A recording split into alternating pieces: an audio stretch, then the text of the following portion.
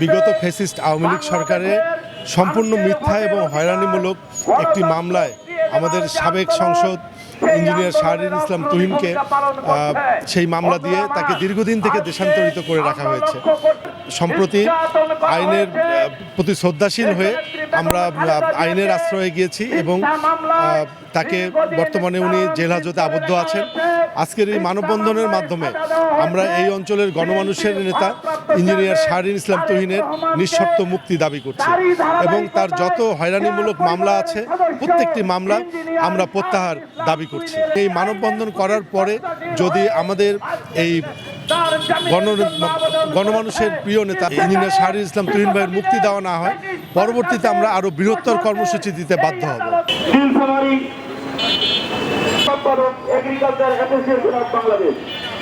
এটা তো আসলে একটা দুর্ভাগ্যজনক, কারণ দীর্ঘ 17 বছর আন্দোলন সংগ্রাম করতে গিয়ে দেশের মানুষের, বাংলাদেশের মানুষের গণতন্ত্র ফিরিয়ে দেওয়ার জন্য, ভোটের অধিকার ফিরিয়ে দেওয়ার জন্য যে আন্দোলন হয়েছে, সেই আন্দোলনে বাংলাদেশ জাতীয়তাবাদী দল অগ্রণী ভূমিকা পালন করছে, তার নেতৃত্বেই আন্দোলন হয়েছে।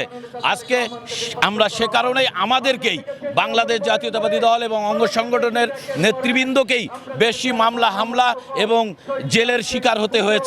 সে কারণেই আমরা এখনও লক্ষ্য করছি এবং বললাম সেটি হচ্ছে যে আমাদের এখনও দুর্ভাগ্য যে সেই মামলাগুলো ফ্যাসিস্ট সরকারের আমলে দায়েরকৃত মামলাগুলো, সাজাগুলো এই অন্তরীণ সরকারের আমলে এসেও প্রত্যাহার করা হয়নি।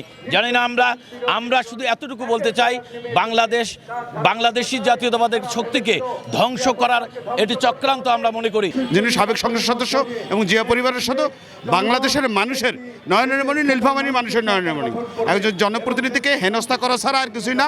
আমি মনে করি যে 14 দলের সমন্বয় সভা থেকে বাংলাদেশের জনগণের উপর গুলি করার নির্দেশ এসেছিল, তাদের প্রতি মামলা দিয়ে তাদেরকে অ্যারেস্ট করা উচিত। শাহরিয়ার আলম তুহিন যারা 17 বছর থেকে নির্যাতিত, নিষ্পেষিত, তাদের প্রতি মামলা দিয়ে জেলের ভরে লাভ নাই। তাদেরকে স্বাধীন বাংলাদেশ দেন, মুক্ত আকাশে ঘুরুক। যারা 14 দলের গুলির অর্ডার দিয়েছিল তাদেরকে বন্ধে রাখুক। সকল পেশাজীবী সংগঠন